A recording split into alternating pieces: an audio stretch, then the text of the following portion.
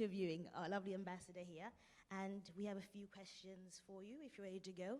But if you could just introduce yourself to the audience and just tell them a little bit of what you do for Morocco. Well, first of all, thank you for having me, and it's an opportunity for me to face such an impressive audience and to talk to them a little about tourism in Morocco. Well, we were supposed to be more than this and to have an exchanges, but well, we will cope with this. Well, I'm Abdesselam Aboudrar. I'm the ambassador of Morocco, the Kingdom of Morocco, to the UK. I arrived about 2 years and a half here. And of course, I'm dealing with all the bilateral relationships between Morocco and the UK. I mean, political relations, economic relations, investment, trade, but also culture, education, and tourism, and things like this. There are also some other multilateral issues because the headquarters of International Maritime Organization is here, but here also there are many of the all over the world representatives and high commissioners and ambassador, which make it also multilateral. Mission also vis-a-vis all these people represented, all these countries represented here. That's it. Well.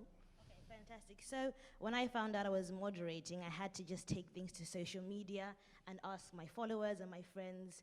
I gave them the options. So we had Kenya, Morocco, and Nigeria. And I asked them, if you're picking a holiday destination, where would you go? And I think 80% of my followers said Morocco. And last year, I think you hit over 12 million tourists hitting Morocco. So you're clearly doing something right. What is it? What is Morocco doing in their tourism sector that's clearly working for you guys? What is it? Well, it all started many years, but many decades ago. Morocco had its independence in the year 1956. And starting from the late 50s, the early 60s, Morocco had to set up a strategy, an economic strategy. And at the time, tourism was set up as one of the third top priorities of Morocco, together with agriculture and higher education, and preparing managers, top managers, and things like this. And we started investing in tourism and investing also in marketing all over the world. But at that time, the idea was just to benefit from our assets, natural and cultural assets. We have shores. We have 3,500 kilometers shores in the Mediterranean and the Atlantic. We have mountains. We have Sahara Desert. We have forests, very old cities, Roman ruins, among the best Roman ruins in the world. We have also a very vivid culture, very diversified culture, etc., etc. And last but not least, we have a population that is well known with its hospitality, openness, and kindness, etc. All this made us invest, not heavily because we didn't have enough. We didn't have that much resources. We are not an oil producer country, and this is, maybe it's a benediction, because when you have oil, you can just pay for your needs. You extract oil, you sell it, and then you buy for your food, you buy clothes, you buy everything you need. While we had really to produce something. And we started, of course, agriculture, phosphate, etc. We have other resources, commerce, etc., but tourism.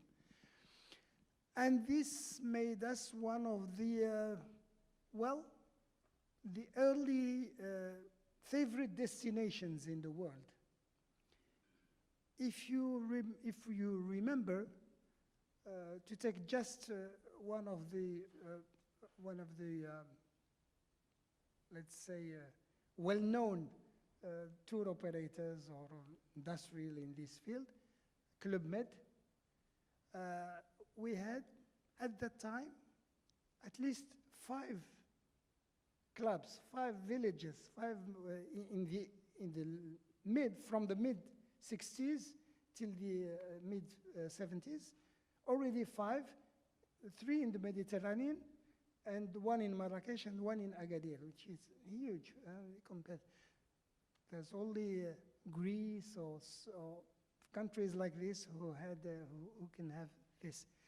But of course, there's something new. The last decade or last 2 decades, something new.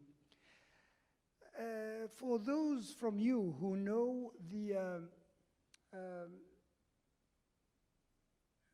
what's his name? Porter, Michael Porter. Michael Porter is a thinker in the field of management, especially strategy and competitive advantage, etc. He wrote a very famous book in the 90s saying, what is that? What makes development happen?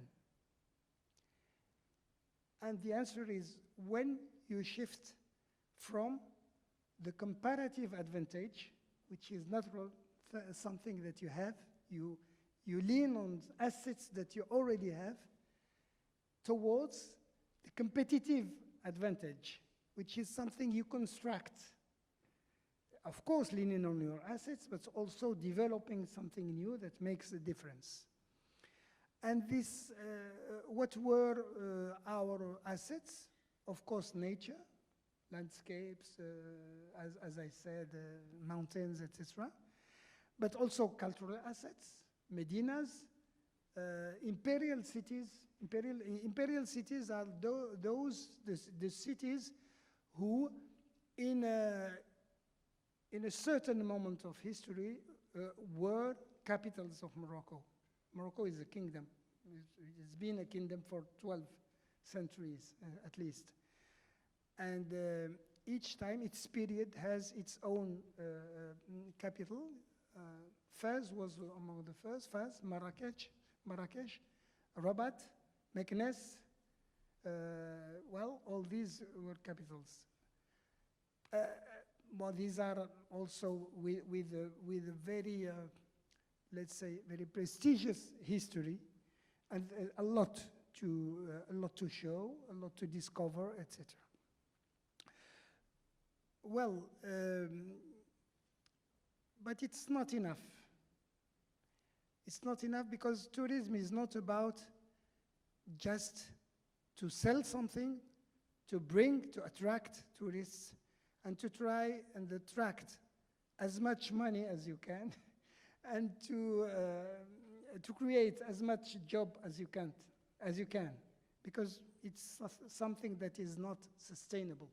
Once people discover this, nothing to show later on. Tourism is about, it should be like everything, client-oriented. We should try and think, putting ourselves on behalf of those who will come, which means what do we have to show? What do we have to say, to tell? And are we able to offer, let's say, an experience, a moment of experience, memorable one, and something people would like to go through once again and again, and something people could advise others to experience it. This is And to do this, you have to set up a strategy, a vision, a strategy. And this was, let's say, in the early 2000, the early years 20,000, 2000, well, 2000, the vision 2020. It was about, let's say, 15 years horizon, time horizon. It was about, well, setting up objectives, quantitative objective. Of course, you should say how many tourists we would like to have, and what kind of tourists. Also, how many jobs we would like to create. What is the economic impact of this? What are we waiting for in terms of GDP share, in terms of flow of foreign currencies, etc., etc. But also qualitative. Where should we, what kind of services should we offer, etc. And also in terms of environment. Do we want massive tourism, like in the south of Spain, which has its cost in terms of environment destruction and environment, let's say, even transformation of the whole landscape? We don't have any interest in doing this, because if we do this, we will destroy our own assets. And I said natural, but also cultural, etc. And we will make it an unsustainable tourism. We are looking for a sustainable tourism, which is tourism is about people coming and coming again and telling others to come, etc. But also in terms of diversification. We used to have tourists coming from Western Europe, especially French, German, Italians, Dutch, also more and more Spanish. And we had to open up more and more vis-a-vis, especially the UK. By the way, the tourist UK, we had, we have a rise of nearly 40%, 40% within 3 years, the last 3 years. And then we witnessed it since we built this vision. But the vision is not about setting it up, but it's also about monitoring the implementation of the vision and correcting, because when you build up a vision, you're not right in everything. It's about let's say, forecasting a lot of things, and a lot of things happen, especially terrorism and things like this that can, that can hinder your vision, and you have to correct things correctly.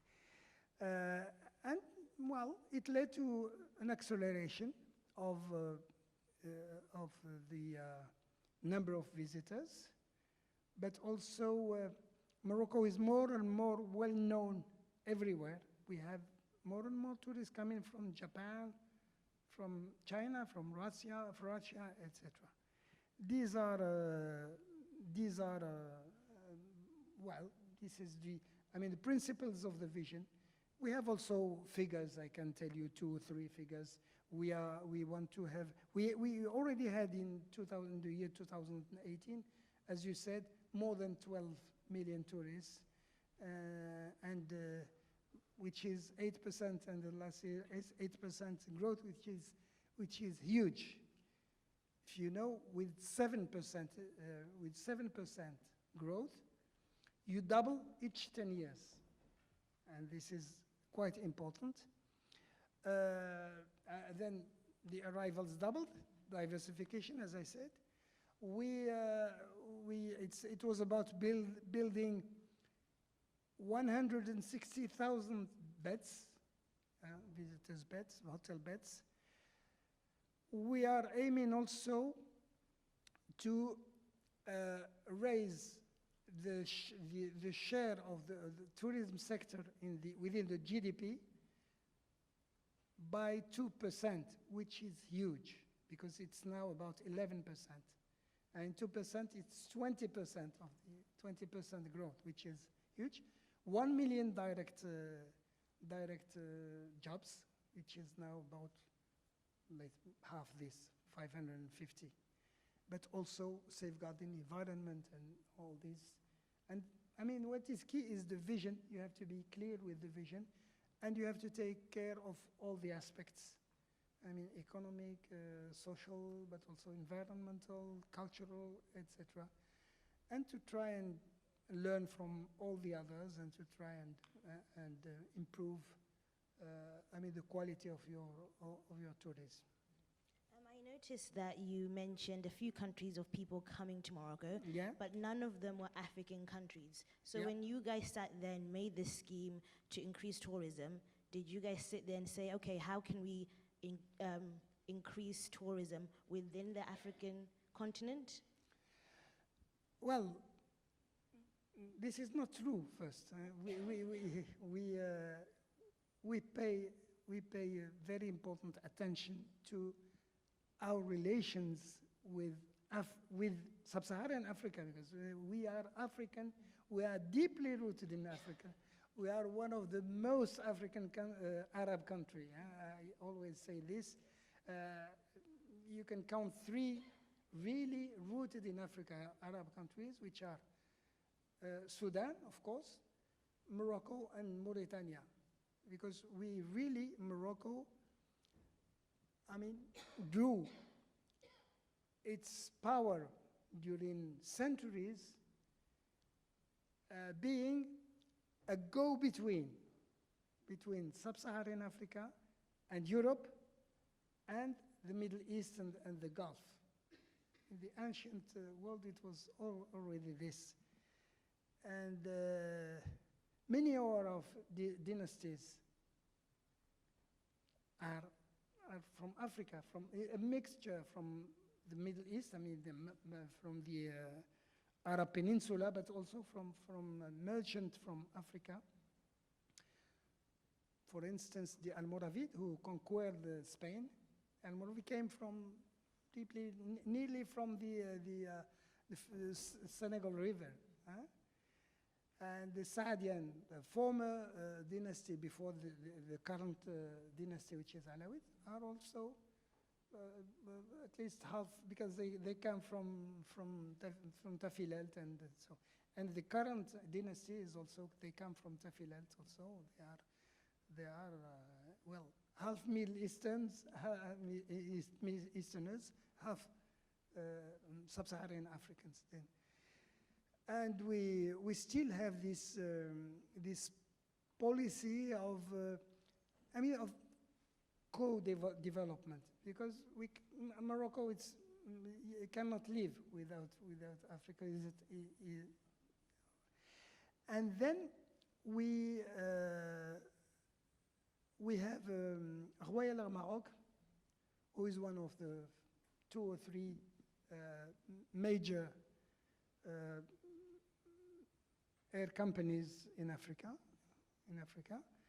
and it has a hub in Casablanca that this serves not only main capitals to 30 destinations, but also is here to make the connection with the United States and America at large, and Europe, but also the Gulf and the Middle East. We have more and more African. All our planes are, for now, if you take the plane from here, from Heathrow or Gatwick, you have at least third or half the plane full of sub-Saharan African coming or going home, coming from home or going home. And we have now about, let's say, about 400,000 tourists coming from sub-Saharan Africa. which make it, it's been developing for the last 8 years, like about 80%, more than 80%, which make it nearly 8% a year. It's also huge.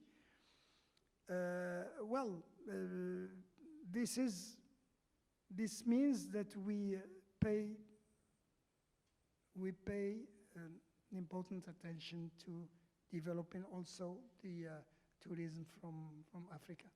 But we would like also to cooperate, because Sub-Saharan Africa has a lot to offer, things that we don't have. We don't have the safaris, we don't have, all these, the culture is impressive, culture, dances, and all these are landscape are quite different from ours, this is something we would like to develop more and more. So if other ambassadors were sitting on stage today, what advice would you give them? 2 tips that you could give them to help increase tourism, maybe let's say Kenya or South Africa or Nigeria. If the ambassadors were here today, what 2 tips would you give them? Well, I can say first that we cannot lecture them. We cannot lecture anyone, because tourism is about the specific situation of each country, but also each country has its own genius and has something to offer. What we can share is, let's say, some principles, and they are already here. We have an African Charter for Sustainable Tourism, which has been built by many African countries, all those interested in developing tourism. Of course, it's nothing new, but it's good to say it. It's good to put it, to write it down and to agree on it. It's about, natural heritage first. We have an impressive natural heritage. All the countries, we have a cultural heritage, which is not that known all over the world. And we have something, as I said earlier, we have something to show, we have something to tell, we have the stories to tell. It's about, integration of local and regional economy. Tourism into the regional and local. Tourism is local, is a local and regional economy. And tourism is also a special industry. If you are to talk about different industries, car industry or something, you talk about clusters. Clusters mean all the sectors that contribute to the construction of a car, engines, etc., etc. In tourism, it's not only a cluster, it's about an ecosystem. Tourism lives intimately with other sectors, especially with food industry, transportation, culinary, entertainment, culture, etc., etc. And you should try and make the combination work between among all these sectors. Also, the other principle is diversification. Diversification is key. If you have a monoculture tourism, as I say, Spain was doing very well, but it was same type of tourism of beaches and resorts and things like this. Within a few decades, it is something that's hugely destructive, not also for the shore, but also for the cities, for the villages, for everything. And also for the reputation of the destination itself. Then diversification is environment protection, but also other equity, social responsibility, etc. If you have to succeed in tourism, you have to fight poverty. Tourists don't like to be somewhere and to enjoy, and having people begging or people living in deep poverty, etc. Governance is key for everything, because governance is the way you manage things, the relationships you establish between actors, government, private sector, civil society, etc., etc. I had a lot of positive things. Excuse me, I haven't finished with the African tourism, but what can we do with other African countries, etc. Cooperation is key. Complementarity and cooperation is key. I know that, for instance, we are rivals with Tunisia, but we work together also. They have things that we don't have. We have things that, and people can just come and make a jump from Casablanca to Tunis and go and see things, and come back and see, for instance, the imperial cities of Morocco, which they don't have, and go and see Roman ruins in Tunisia, etc. Cooperation is key, and also cooperation in terms of air transportation is also key. I can remind that Morocco was the only country that maintained its linkages, its two countries with Ebola epidemic. The only air company that went on friendly relations and to help them in the period of crisis. Right? So the next question is, Morocco got a lot of compliments. People said it's very cultured, intriguing, and it seems like you guys really know how to treat people. But there was a negative aspect that did turn up, which I just wanted to ask if you think it's a big issue or it's a minor issue. This probably came from the Africans who were coming to Morocco, and a lot of people complained, not a lot of people, but people did complain about experiencing racism while they were there. And I was wondering if you think this is a big issue or it's just a rare case that happens just in general. Well, I can say that you have racism everywhere. I mean, within the society you have racism, but there are differences. There are countries where racism is endemic, sometimes institutional, especially when you have an extreme right government, like now in India, for instance, or in Myanmar, or things like this. You have, widespread racism against a community or ethnic or a religion or so. This doesn't exist in Morocco, as I said. We feel really deeply rooted in Africa. We feel, of course, African ourselves.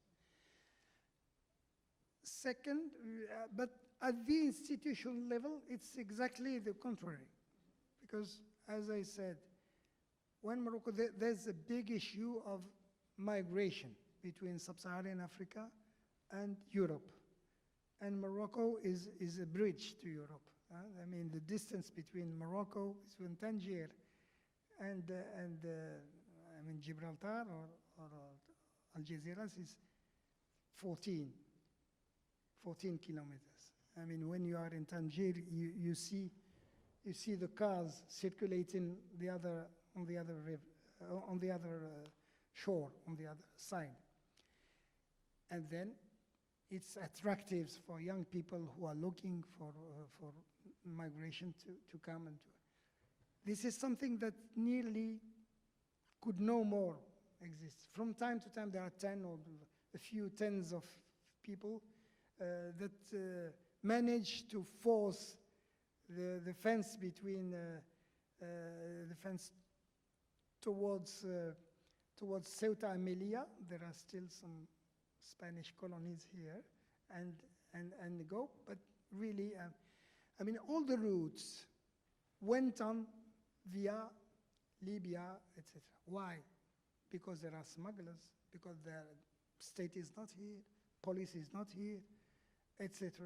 And they can find people and they can maybe bribe people to go. And then many sub-Saharan African, especially young people, girls and boys, who try to go to the other side, end up settling in Morocco. And this is an issue for Morocco, and Morocco didn't react negatively, but on the contrary. Morocco is also the first country that set up a policy of migration, with tens of thousands sub-Saharan African getting their regular papers that allow them to live, to work, sometimes to marry and to settle down. There are a lot working in agriculture, but also in markets and different. There are others, of course, who are just waiting to have the opportunity to go this way, but those live rather in Tangier and wait. Then, to summarize, you cannot avoid in a society that there are some isolated phenomena of racism. Everywhere you have this. The government is fighting against these phenomena, these isolated phenomena. We have a very vibrant and vivid civil society playing plainly the role of whistleblower, advocacy, and raising awareness.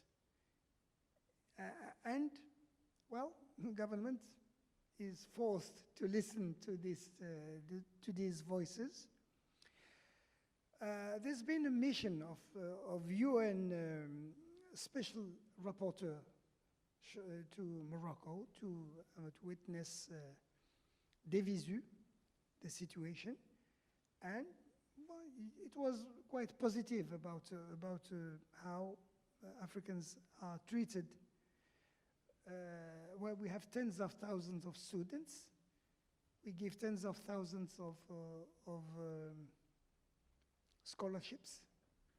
We train imams. This is also a wide policy of countering extremism, radicalism, and terrorism, because our Islam is known as an open-minded one, as a moderate one, and it's not. It started many centuries ago. If you see the mausoleums that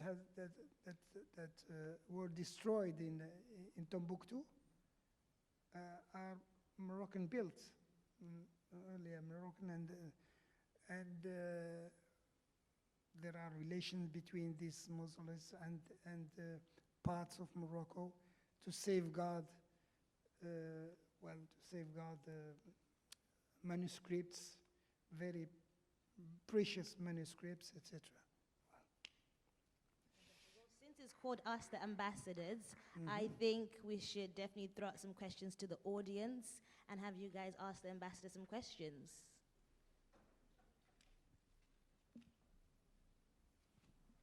Questions, anyone?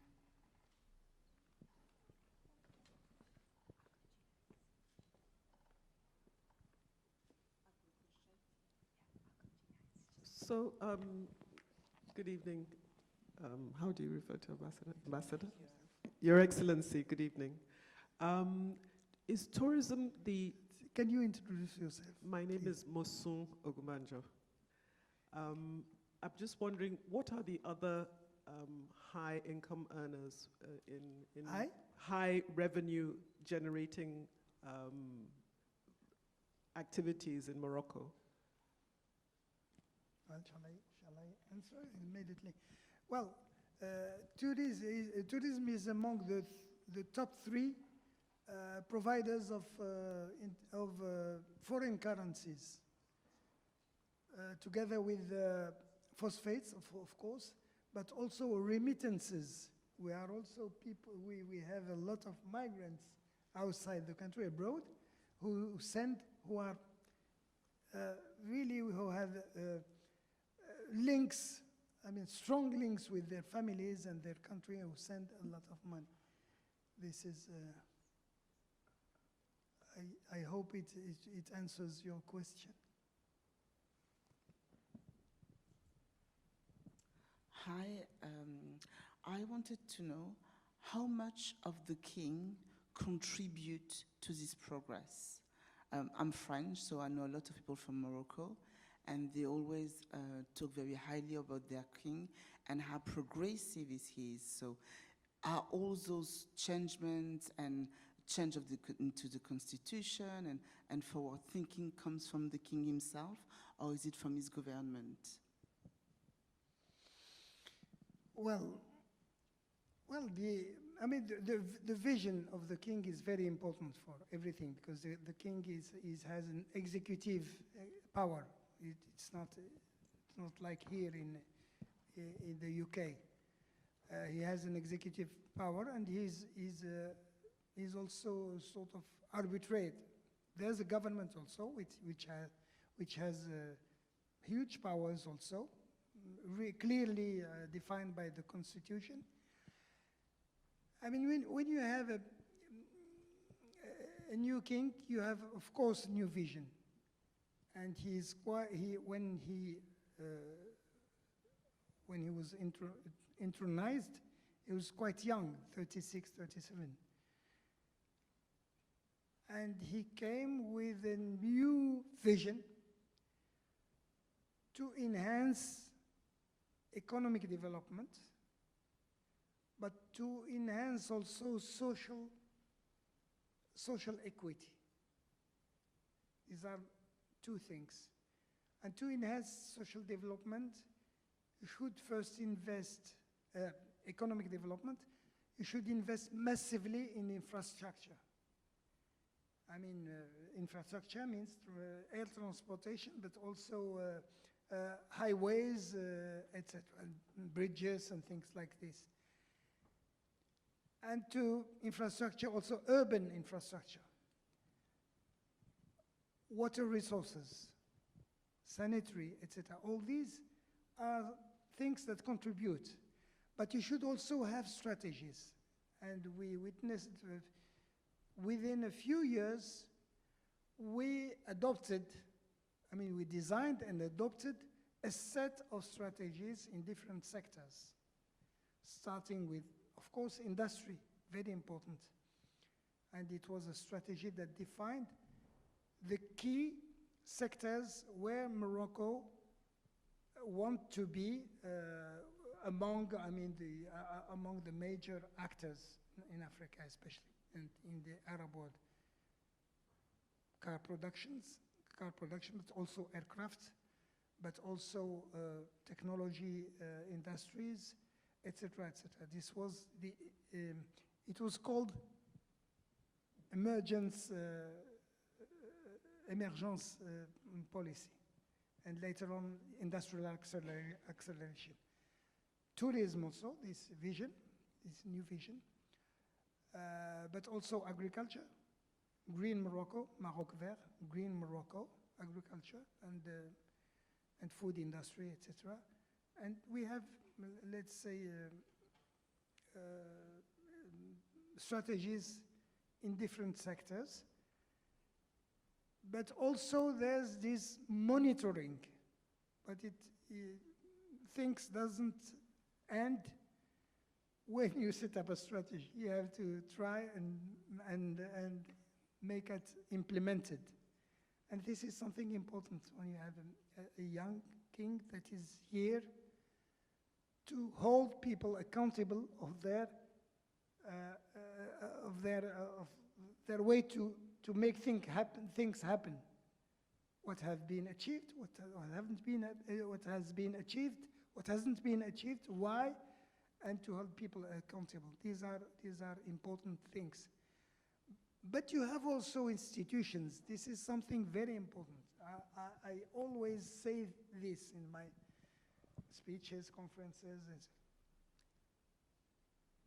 You cannot build something durable, something sustainable, if you don't lean on strong institutions.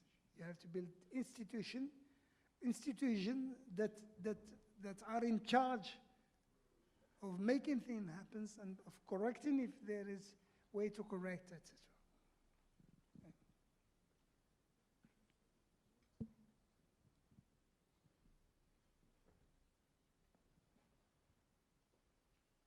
Hi. So you mentioned that the tourism was 11% of GDP. Can you introduce yourself? Sorry, Ishan Sethi. Hi. So firstly, you mentioned that tourism was 11% of GDP. So firstly, broadly, what is the makeup of the remaining 11% of GDP you said was tourism? Yeah. So my first question is, what's the makeup of the remaining 89%? And then my second question is, to what extent do you think you can lean on tourism for future growth, or do you feel you need to focus on other areas going forward? Well, the chance of Morocco, but it's not a chance that came from the sky, it's a chance that has been built, is that Morocco has a quite diversified economy. We don't have such a thing as 90% GDP coming, or 80 or 85 coming from oil or from sun. No, you have a balance between different sectors, some less than others, of course. But for instance, agriculture is about between 16 and sometimes 18, sometimes 20, depending on also the weather, because we still depend on the weather. And here, tourism 11%. We want to make it. Commerce is also very important. I don't have the figures because I didn't prepare, but everything is between 5 and let's say 20%. And nothing, and this is important when you diversify. It makes it more solid, more sound, especially vis-à-vis the crisis, the external shocks and impacts. For instance, during the crisis of the year 2007, 2008. Morocco suffered very little from this. Of course, we had diminution in the rate of growth, but it never went below, let's say, 2.5%, and it was rather between 4 and 5% all over these 20 years.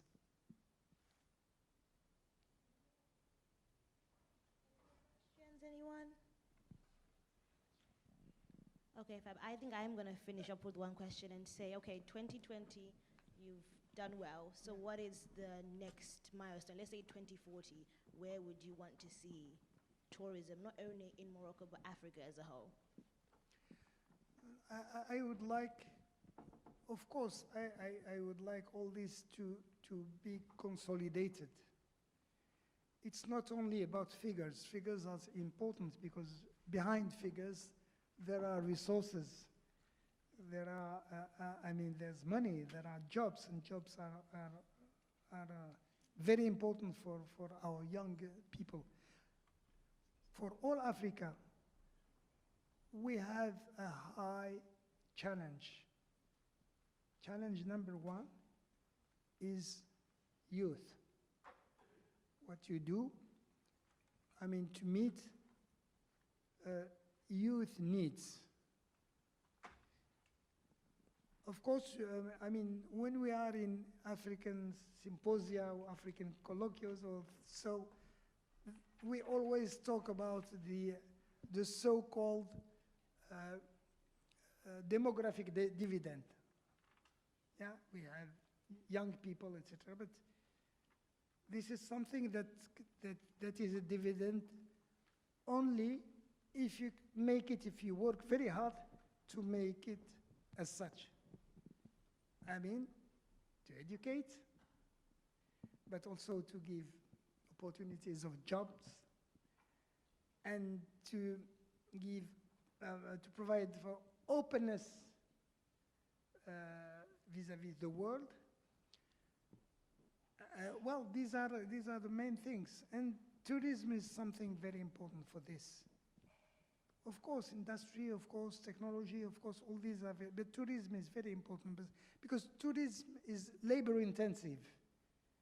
It's about services, and it's interconnected, as I said.